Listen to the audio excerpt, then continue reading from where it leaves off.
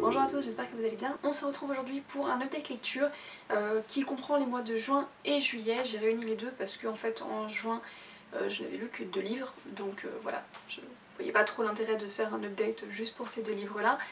Donc je les ai réunis avec ceux du mois de juillet et au final ça fait beaucoup de livres. Voilà.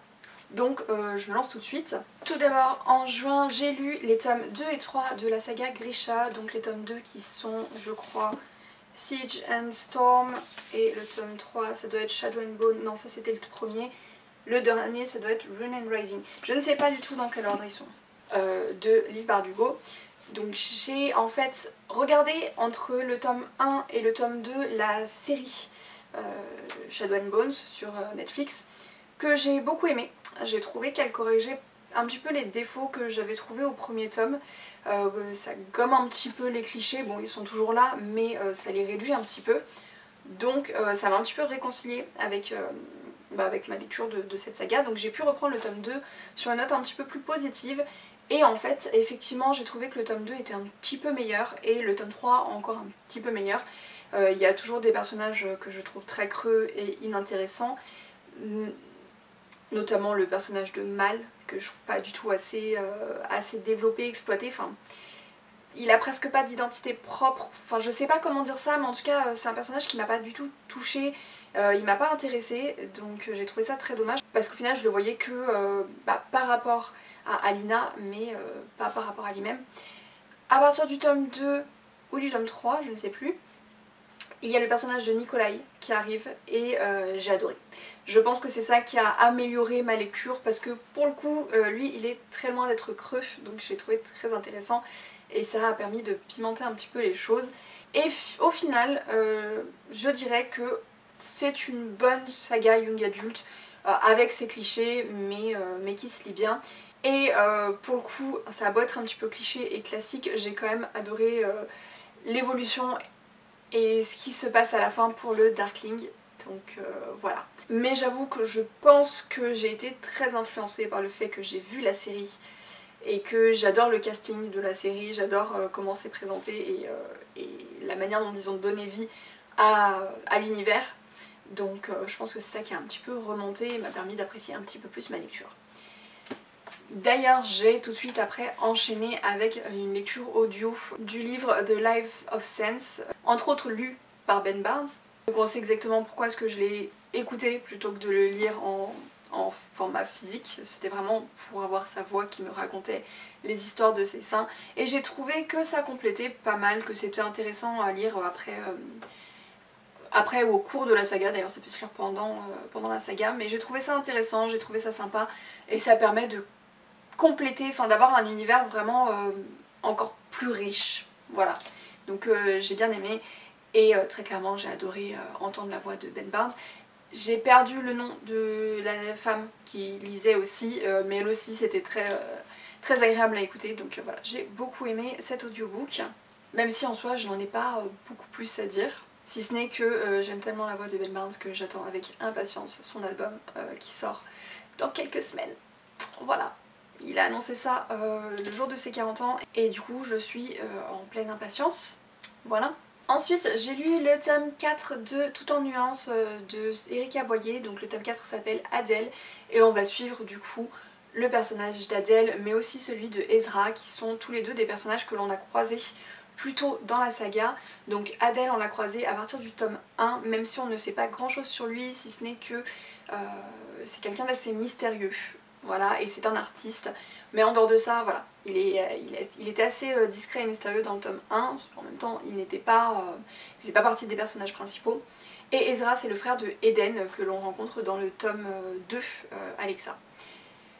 Tous les deux sont des personnages qui m'intriguaient. Parce que Ezra, dès le tome 2, on nous apprend des choses sur lui. On sait que il a un petit peu de mal à vivre certaines choses de sa vie par rapport à sa religion, par rapport à sa famille et ça a un impact assez important et du coup ça va jouer sur la relation qu'il va pouvoir ou ne pas pouvoir avoir avec Adèle qui lui-même vit avec les fantômes de son passé. J'ai encore une fois été très touchée par les mots de Erika. Elle arrive vraiment à rendre ses personnages très intéressant, très vrai et du coup très touchant. Et tout le long du livre j'avais qu'une seule envie, c'était de leur faire des gros câlins et de les aider à dépasser ce qui les empêchait d'être heureux. Et j'ai adoré le message de ce livre qui tourne autour du fait de s'accepter, de s'aimer soi-même et d'être heureux avec soi-même avant de penser être heureux avec quelqu'un d'autre. C'est très beau et encore une fois c'est très bien amené. Vraiment les livres de cette saga sont d'une douceur, ils font tellement de bien et en même temps ils transmettent des messages tellement beaux. À travers le personnage d'Ezra, on va revenir sur le thème de la religion et du rapport à la religion qu'on avait déjà abordé avec Eden dans le tome 2.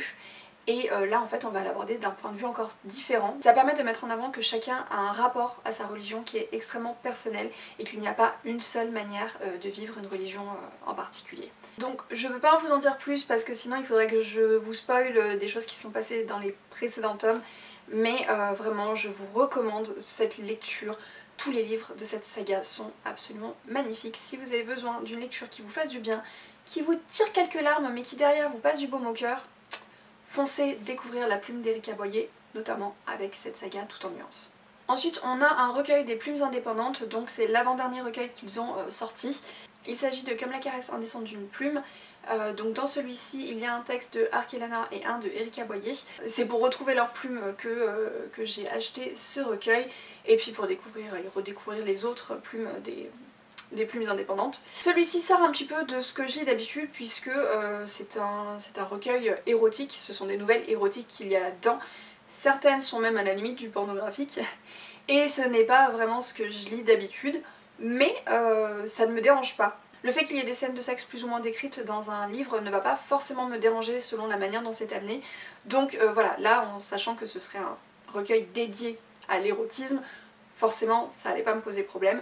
J'ai bien aimé donc retrouver la plume de Arkelana et celle de Erika dans un style un petit peu différent. J'ai aimé leurs nouvelles, il y en a quelques autres aussi que j'ai bien aimé. Et d'autres un petit peu moins, parce que ça correspondait un petit peu moins ou même beaucoup moins à ce qui peut me plaire. Mais voilà, c'est vraiment juste une question de goût. Donc c'est un recueil qui me sort de ma zone de confort et que j'ai bien aimé. Je ne dis pas que je vais aller lire des romans érotiques pour autant, mais voilà, de temps en temps, je trouve ça sympa. Ensuite, j'ai lu la novella Les meurtres de Molly Southbourne de Ted Thompson, que j'ai adoré, ça a été un coup de cœur. C'est Bleu N qui me l'avait recommandé, donc il me l'a fait acheter quand on était dans une librairie ensemble. Et je n'ai absolument aucun regret. J'ai d'ailleurs acheté la suite, puisqu'il y a un deuxième tome, donc j'ai lu, vous le verrez sur le prochain update lecture. Mais pour le moment, donc pour les meurtres de Molly Southbourne, donc en fait on va suivre Molly qui est frappée d'une malédiction, c'est-à-dire que chaque fois qu'elle saigne, il faut qu'elle détruise le sang qui a coulé, sinon il y a d'autres Molly qui se forment à partir de ça. Donc à chaque goutte de sang qu'elle va perdre, il y a une nouvelle forme d'elle-même, une nouvelle version d'elle-même qui va apparaître. Et au bout de quelques heures ou quelques jours, ces versions d'elle-même vont essayer de la tuer.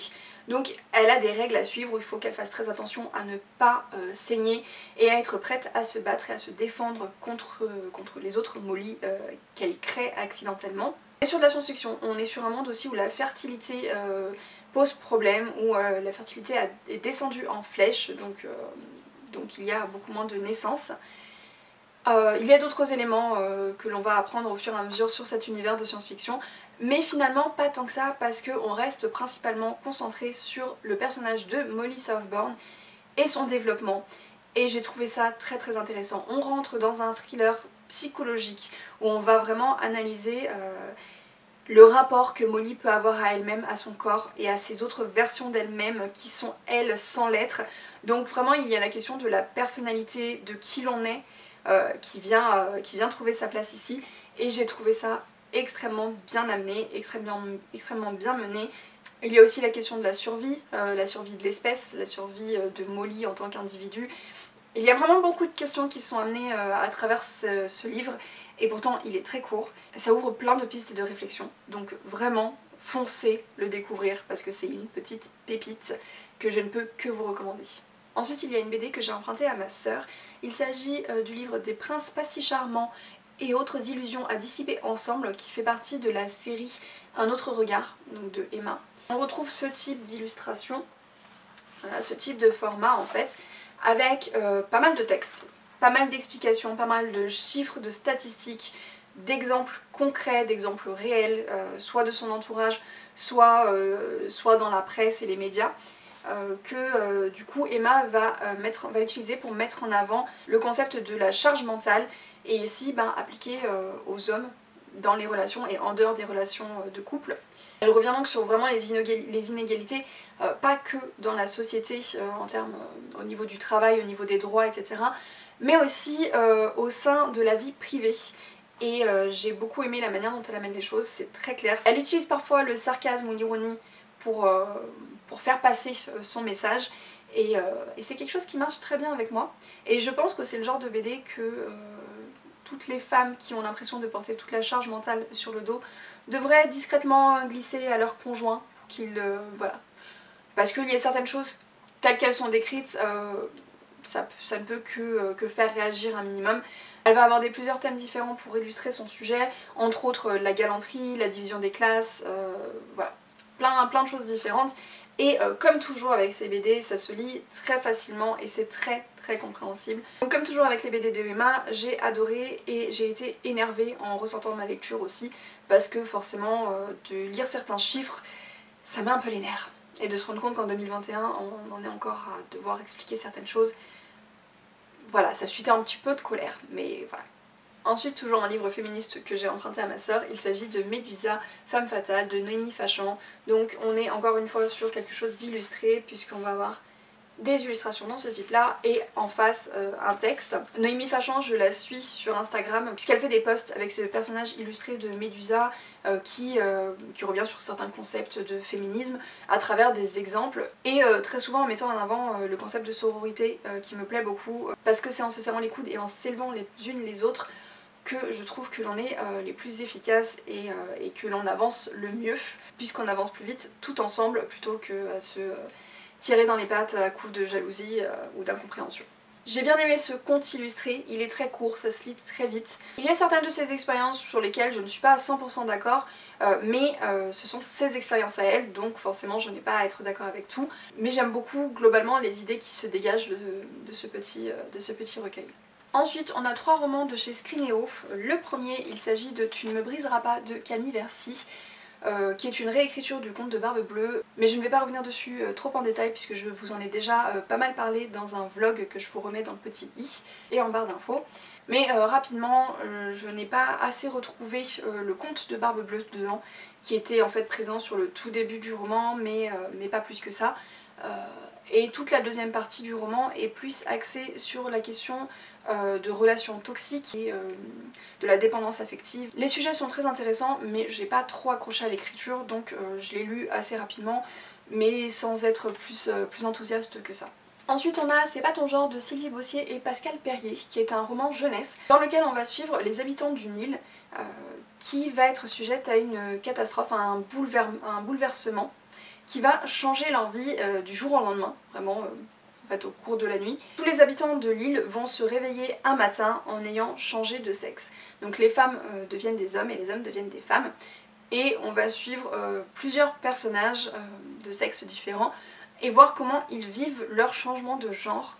Et en même temps on va essayer de comprendre d'où c'est venu, qu'est-ce qui s'est passé et quelles sont les conséquences derrière. J'ai beaucoup aimé déjà parce que avant même qu'il y ait le bouleversement, on a le temps de s'attacher à certains personnages puisqu'on commence à les suivre dans leur vie quotidienne et à travers leur point de vue, donc on va suivre des adolescents mais aussi des adultes, et à travers leur point de vue on va déjà voir leur quotidien et comment leur genre influence dans un premier temps ce quotidien, donc à travers Clément et Émilie, 2 adolescents, mais aussi par exemple la mère d'Émilie et ce qu'elle vit dans son nouveau travail, à travers les autres personnes dans leur collège et la manière dont ils se traitent les uns les autres, etc. Donc ils ont 14-15 ans, ils sont encore au collège ou ils viennent de passer au lycée. En tout cas ils sont adolescents et donc on voit déjà comment ils vivent leur genre qu'ils ont au début du livre,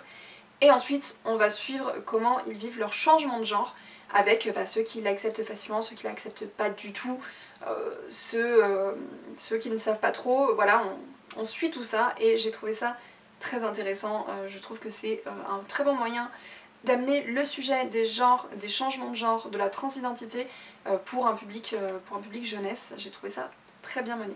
Je trouve que ça ouvre le dialogue, ça ouvre la question, ça permet de commencer à s'interroger sur le sujet et ça permet d'avoir des premiers indices, des premiers questionnements, des premières bases sur le sujet quand on s'y interroge en étant au collège ou au lycée, enfin en étant adolescent quoi. Et même en tant qu'adulte, il y a quelques petits rappels qui sont sympas.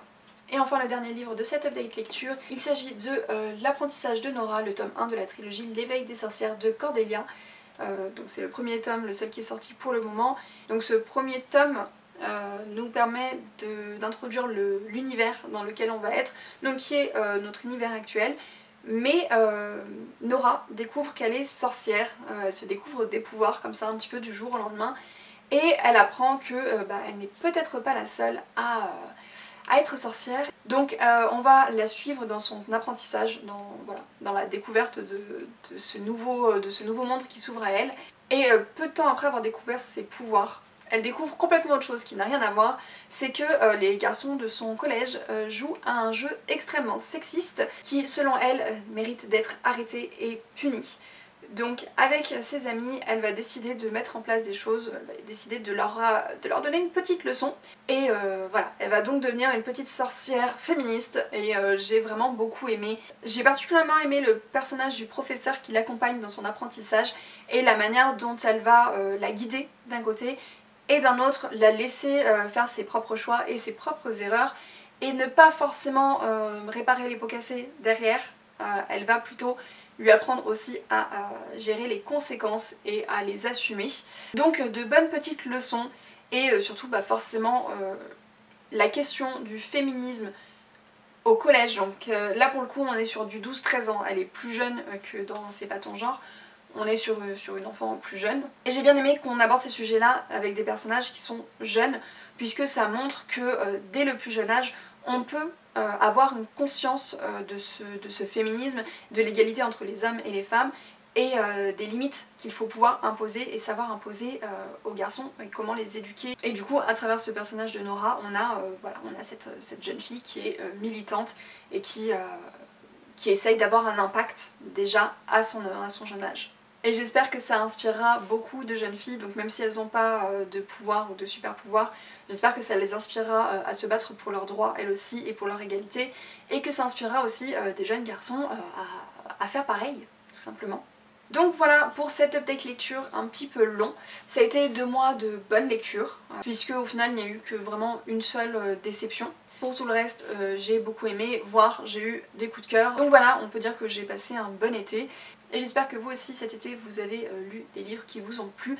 N'hésitez pas à me dire ce que vous avez pensé de cette update lecture. Si vous avez lu certains de ces livres, si certains vous font envie, n'hésitez pas à me dire aussi ce que vous avez lu au mois de juin et de juillet ou ce que vous lisez en ce moment même. Sur ce, je vous souhaite à tous de très bonnes lectures et je vous dis à très bientôt.